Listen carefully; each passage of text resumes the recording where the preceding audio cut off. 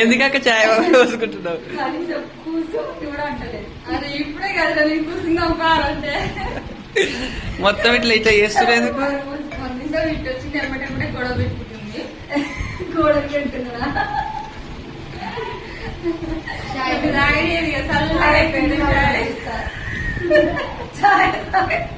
నేనైతే చాయ్ తాగిన ఆల్రెడీ. కప్పులలో చాయ్ వస్తే తాగరాదు. ఈ కప్పులో తమ్ముడు తాగింది తర్వాత మీరందరు చాయ్ తాగిరా లేదా కామెంట్ చేయండి.